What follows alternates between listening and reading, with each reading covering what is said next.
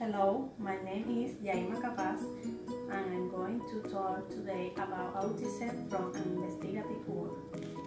I select this topic because autism has new fields in the investigative and diagnostic part. By doing this research, I am relating and reporting with the new advance in this pathology. I would like to learn more about everything related to autism because it is what I would like to work with it in the future.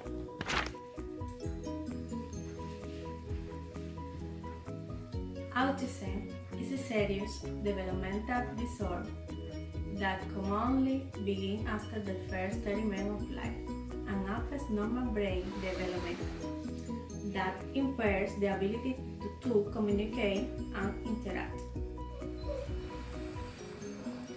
According to the DSM-5, the characteristics of autism include deterioration in social relations, restrained interest and repetitive behavior, alteration in communication, and problems to process information for the sex.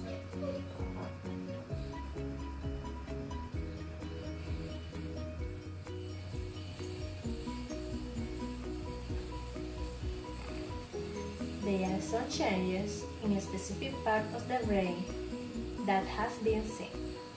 In the cerebral cortex, detailed microscopic studies suggest that there might be an increased number of connections between some of the neurons in this brain region. In 2013, the 5th edition of the Diagnostic and Statistical Manual of Mental Disorders was published. Many diagnoses and conditions were affected by these changes, and in particular, the categorization and criteria for autism was revised.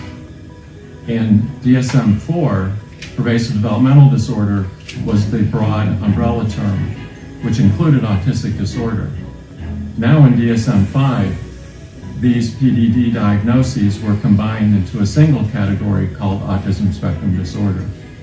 In addition, 3 clinical domains were collapsed into 2 domains so that deficits in social interaction and social communication are one, and the second is restricted repetitive patterns of behavior, interests, and activities.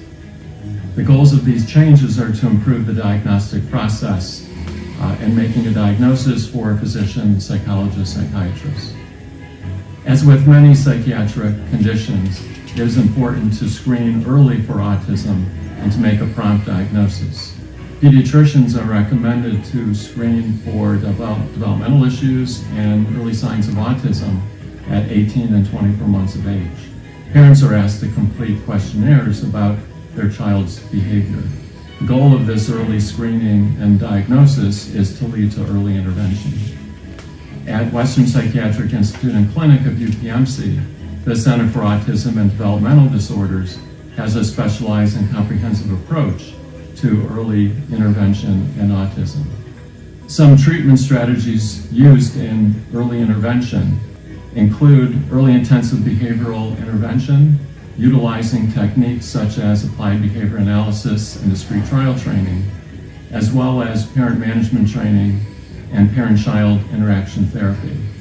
The goals of these are to work with the parent and child to improve their behavior, the child's behavior. As the child gets older, there's a focus on social skills training to help improve social interactions, interpersonal relationships, and to help in working with peers. The implementation of DSM-5 provides a unique opportunity for psychiatrists to reevaluate their diagnostic and clinical approaches to working with children with autism. The goal of the DSM-5 change was to simplify the diagnosis and to add criteria and categories to help in working with children and adults with autism.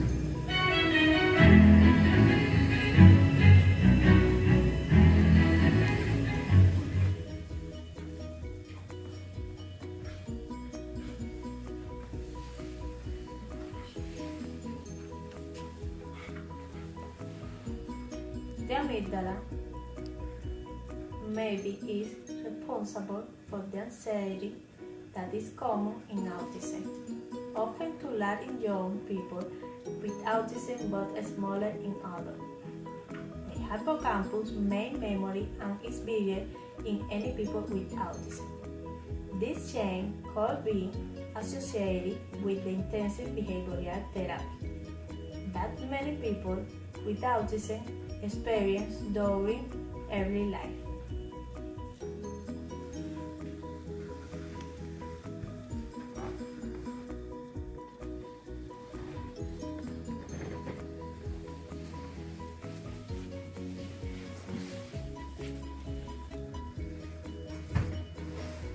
One part of the temporal lobe, called the fusiform genes, allows people to detect difference in the face of individual that in autism has altered neuron and connection.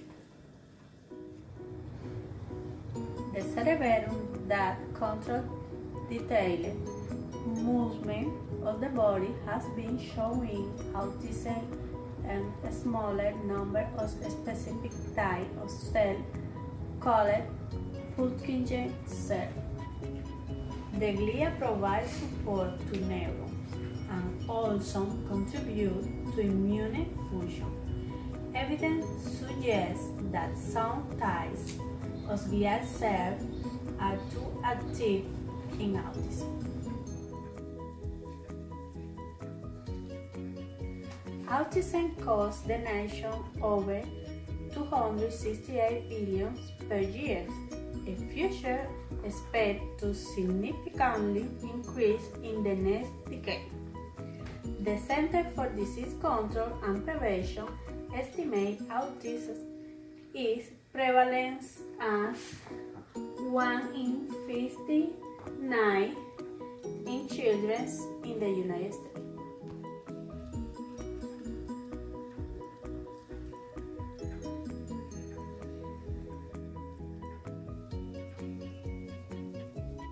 An estimated 1 out of 42 boys and 1 in 189 girls are diagnosed with autism. In this, boys are 4.5 times more likely than girls to have autism. ISD is estimated to affect more than 3 million individuals in the United States and is the fastest growing serious developmental disability in the United States.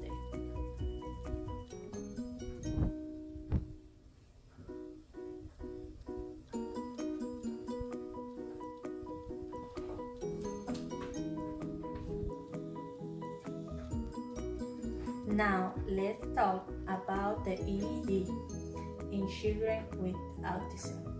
The diagnostic test EEG, in which you can see the phenomenon known as EEG, coherent in which the stem brain activity was synchronized between one region and another.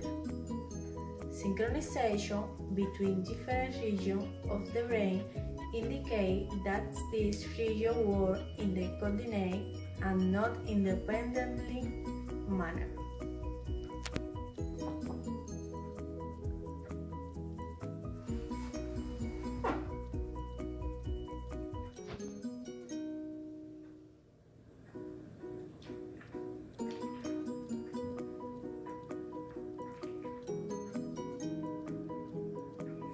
Children with autism have reduced distance connectivity, indicating poor functioning local brain network, particularly in the left hemisphere region. Autistic children also have more connectivity between regions of the brain at the greater distance, which could be a mechanism to compensate for reduced connectivity at a small distance.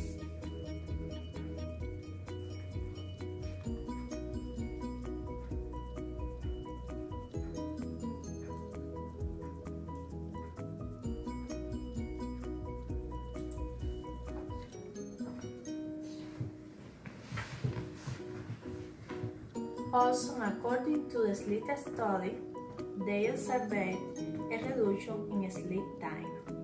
The fragmentation of sleep caused by intermittent awakening and a lower efficiency of sleep.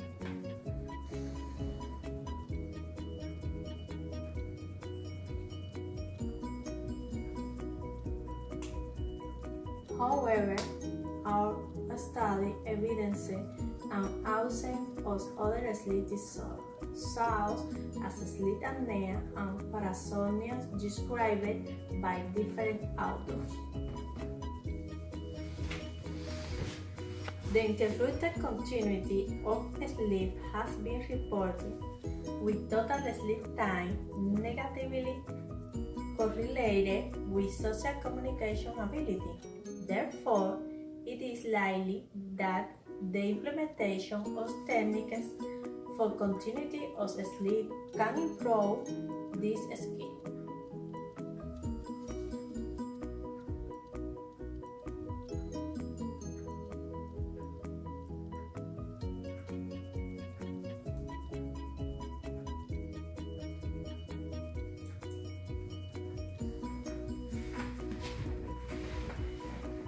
In conclusion, this study suggests that both EEG measurements and the use of a promising technology to monitor neuronal development in a large population of children.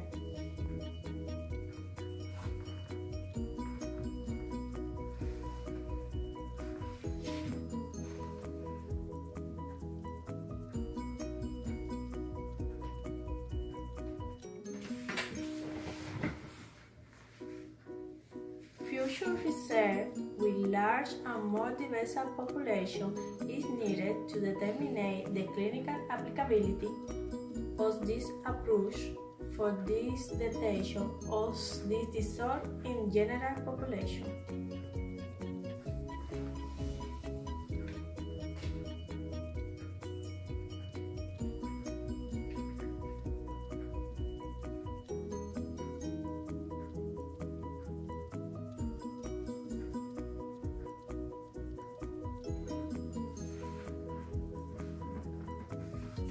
Thank you very much.